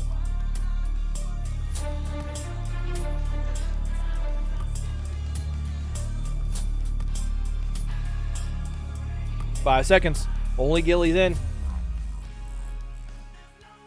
Only Gilly put it in the answer. Where's my button for the next? There it is. Gilly's answer. Calonne. With an E, but yes, Calonne. Georges Calonne was the Controller General at the time of the Assembly of Notables way back in the 1780s. Well, that is the correct answer. Seeing how much people pay attention is all. The next question. How many points does Gilly have? 69, dude. Again, another misspelling. Thank you very much, Fix, for not spell checking anything. The next question. What piece of legal doctrine allowed the Committee of Public Safety and pretty much anyone else to denounce anyone for any reason?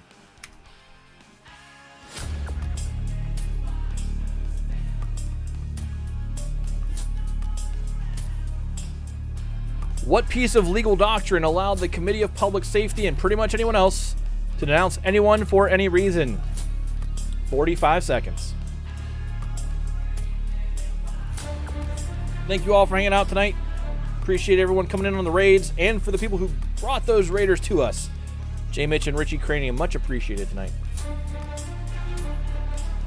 30 seconds left. What piece of legal doctrine allowed the Committee of Public Safety and pretty much anyone else to denounce anyone for any reason? Gilly is in.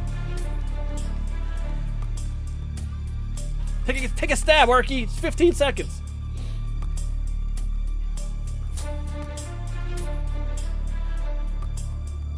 Gilly, the only participant. No one else in. 5 seconds.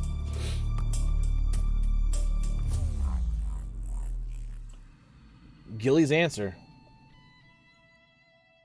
The law of suspects. That is absolutely correct. The law of suspects, which came about insurrection of September 5th, allowed pretty much anyone to accuse or to denounce anyone else for any reason. And it's pretty much how everyone gets thrown in front of the tribunal. Anybody else answer? I don't think so. Nope. That's that. Yep. People with many, many points get judged pretty harshly. All right, I'll read my answer to this one because it's not a simple answer after the timer is up. The next question. Given that most of the tribunal trials of 1793 were not show trials, why were the trials of generals different?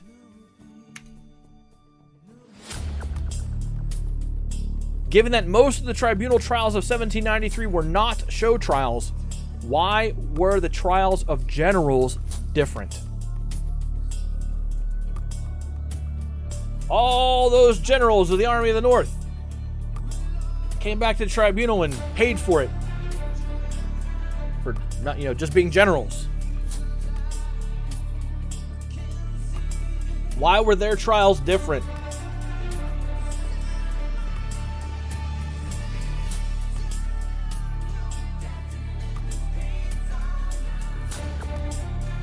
Gilly's in. Take a stab with 15 seconds left.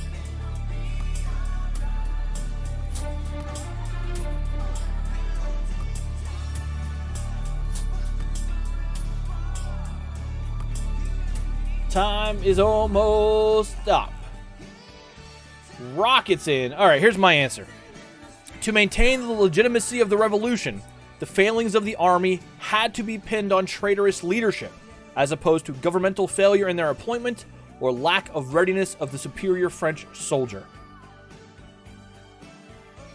Gilly, because the Revolutionary Tribunal could not indict themselves for poor leadership or the army for poor execution. The generals were scapegoats. That's pretty much the answer. Rocket. It was during the spring. That is not the answer. The next question.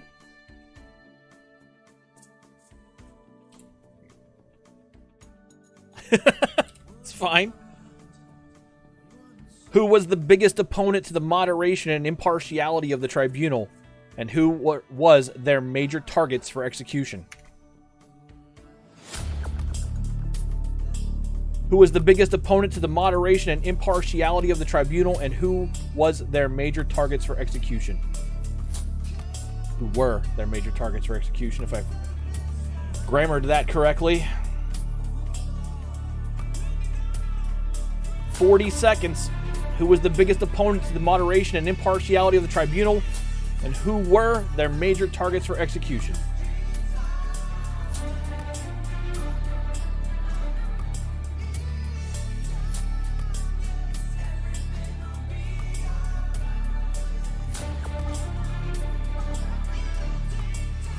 "15 seconds. Who was the biggest opponent to the moderation and impartiality of the tribunal, and who were their major targets for execution?" Gilly and Rocket are in.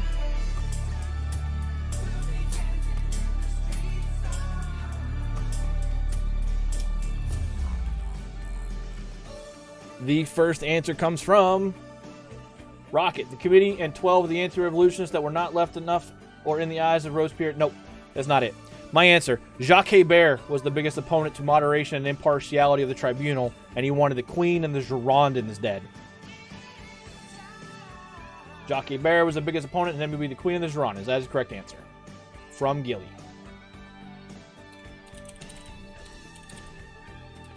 Gilly goes to 72 points, 12-point lead.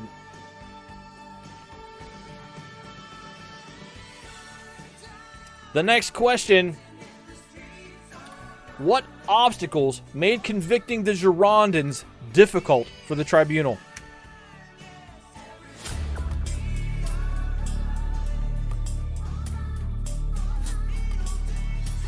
What obstacles made convicting the Girondins difficult for the tribunal?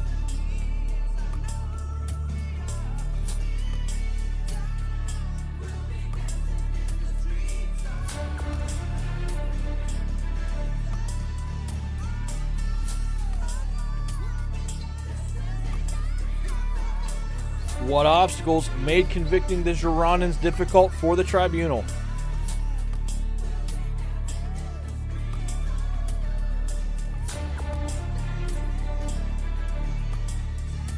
"15 seconds left. Rockets in.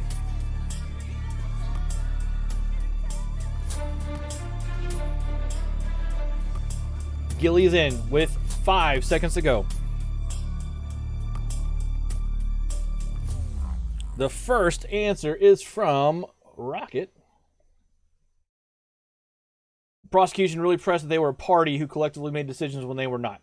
That's the spirit of it, yes. My answer, they were skilled orators and lawyers who presented the concept that they were not a political party and they diverged constantly on voting history and did not have unified end goals. That is the spirit of the answer. Yes, very much, Rocket. Next response from Gilly. Prosecutors went after them for being closet royalists. Wanted France to lose a war against Austria. They also managed to successfully defend themselves from the arguments of the prosecutors. Yep, that's it. Closet royalists was the preposterous thing that they were accused of, but that is also a valid answer. The next question.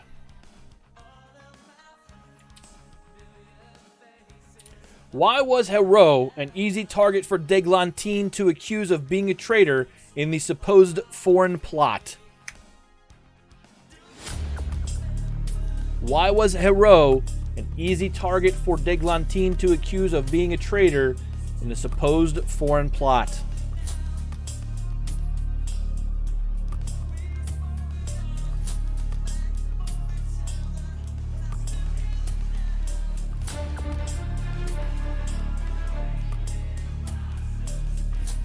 Gilly is in with 30 seconds left.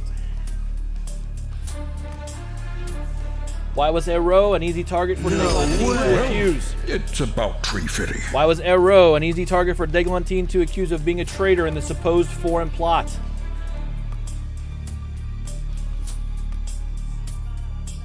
"15 seconds.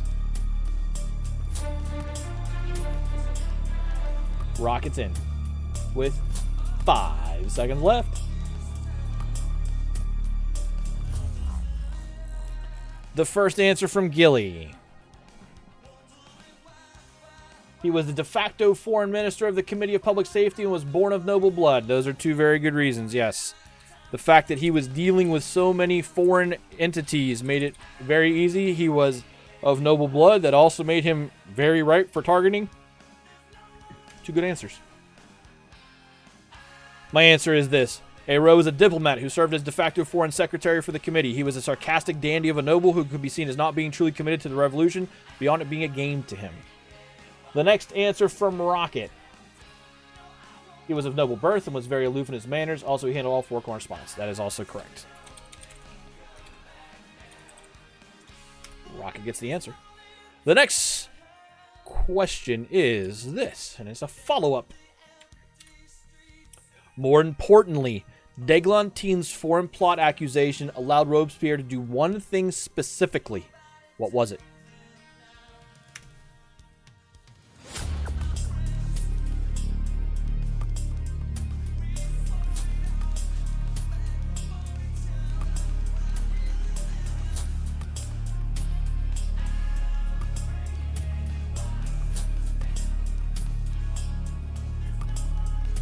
More importantly, d'Églantine's foreign plot accusations allowed Robespierre to do one thing specifically. What was it?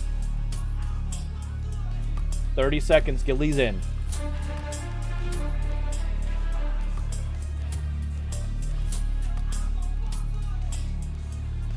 Rocket's in.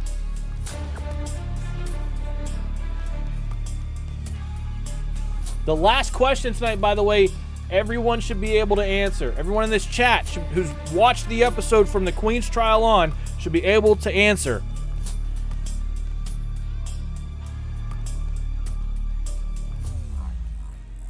The first response is from Gilly.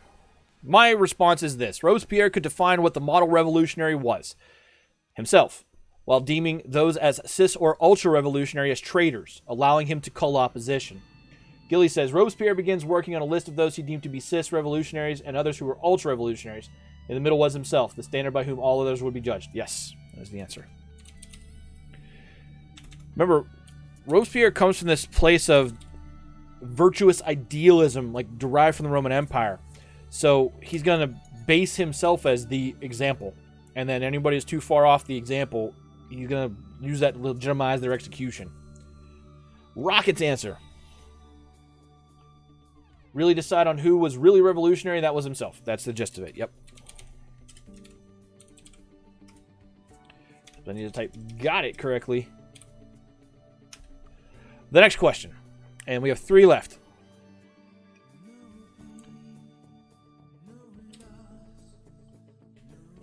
The Queen was guilty of at least one crime against France. What was it, and why was she guilty?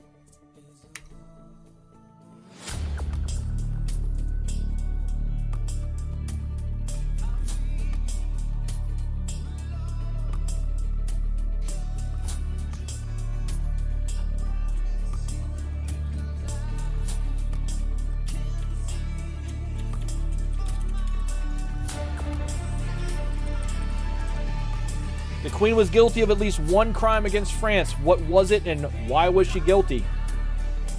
Rocket is in. 25 seconds left. Gilly is in with 20 seconds left. The Queen was guilty of at least one crime against France. What was it, and why was she guilty?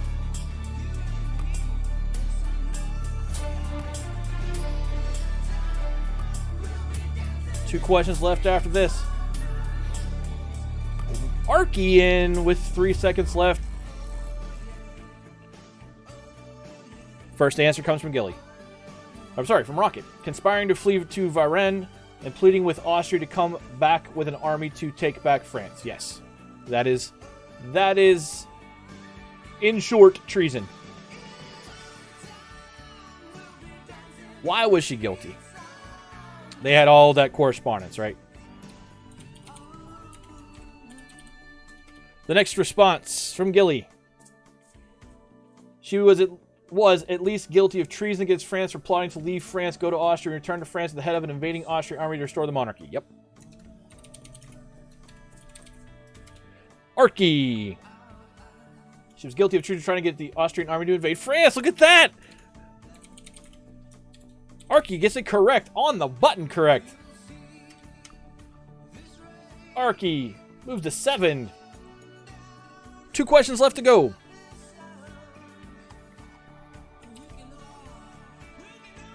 What fateful decision by the Committee of Public Safety allowed them to quickly wrap up the trial for and convict the Girondins?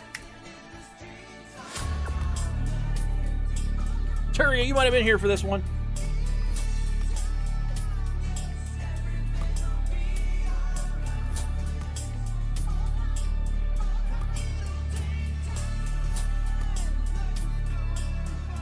Gilly is in.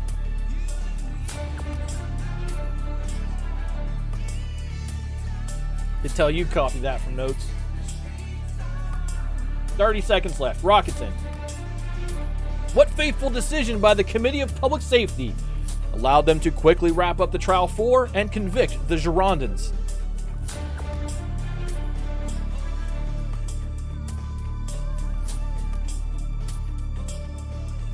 You also like your exposition in your answers.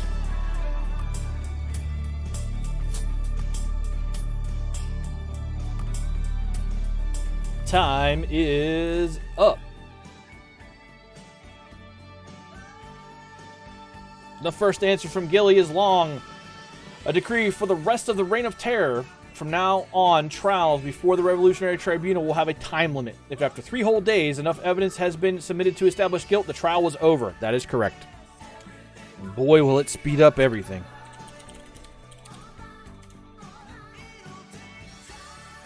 Rocket. They made a decree that a trial can only last 3 days after sufficient evidence is given. No longer. Sufficient evidence of guilt, but yes, that's the answer. The last question is an opinion question because you guys tend to like these ones, and it's a chance for everyone to kind of think about what we talked about tonight. Here you go. Given what you know of Queen Marie Antoinette, do you think she was guilty enough to be convicted of crimes against the state of France and executed?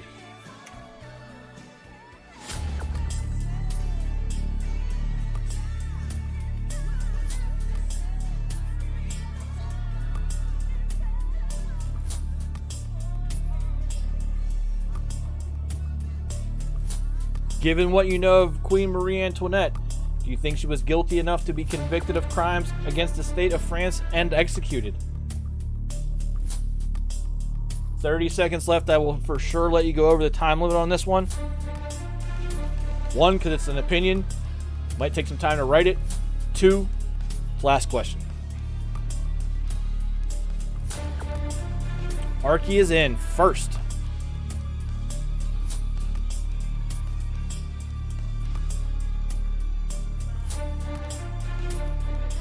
Ten seconds left. Gilly with a paragraph. 5 seconds left. But time doesn't matter. We'll get to the first one and then we'll go through everyone I see answer. So, I'll give you my opinion first. Yes. Tactics aside and some of the things that were done to her aside, did she do enough to be executed? Yes. Treason's treason. And no matter if it's the revolutionary law or the ancien regime law, she violated it egregiously by inviting a foreign army to come against France. Treason is treason against your nation.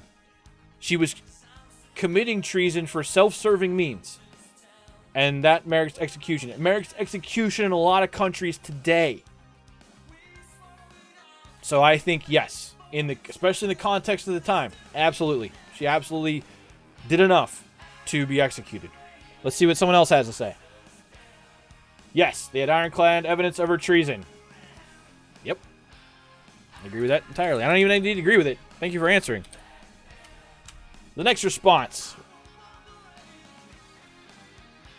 Gilly. I mean, probably. As an immigrant queen, not an emigrant queen, Queen Antoinette would be incredibly dangerous to France. Oh, as an immigrant queen, okay. She would be incredibly dangerous to France, and she definitely committed treason. I really wrestle with the idea of executing her, but the only other option would be indefinite imprisonment. Yeah. And I think you're looking at it from the context of the time of, should France have executed her? And, do I think she probably should have been held in a cell for a while? Sure. I think that the Georges Danton bargaining chip idea was probably a valid way to go. Executing her probably further incensed Austria for sure. But in the context of just a crime. Yep. It's a good answer. Makes you think beyond the up or down guilt thing. Next response. That's the invalid answer. I know someone else answered. Rocket. Turi, given that I missed the discussion, what I've seen thus far, I believe she was quite guilty, but execution was the order of the day. That's fair enough. Treason is still the order. Execution for treason is still the order of the day in many, many places. The next answer. In the eyes of the revolutionists, she was guilty for begging the Austrians to invade. What did you think? I'll give you the question was not in the eyes of France, in your eyes. But you answered the question and its opinion.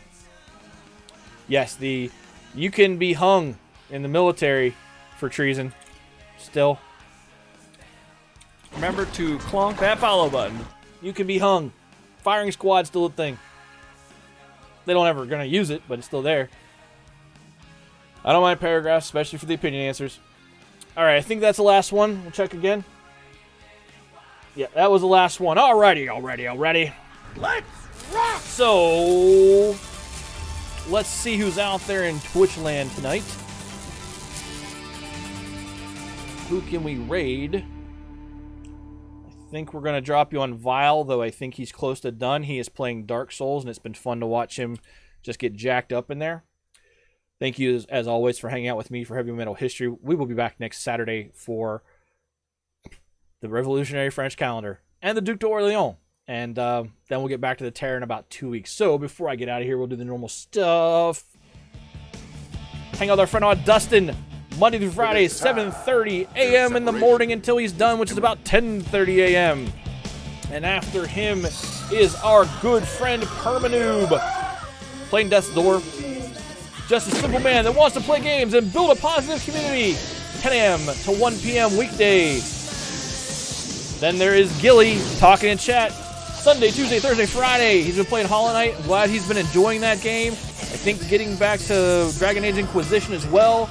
There's Intent Rocket. She streams Tuesday, Thursday afternoons and early on Saturday. Now I caught her at 8 o'clock this morning. And then our musical contributor, CF Live, Monday, Wednesday, Friday from Canada. Make sure you hang out with him. He will take your requests and do live loops and is just a great guy overall. And then our friend, Mr. Landiggity, helped make Circus of Time music, plays games, sometimes with Feast, sometimes by himself, sometimes with all of you in the community. Give him a follow as well. I'll talk to you next week. I love you all, and thanks for being here. Okay, till later.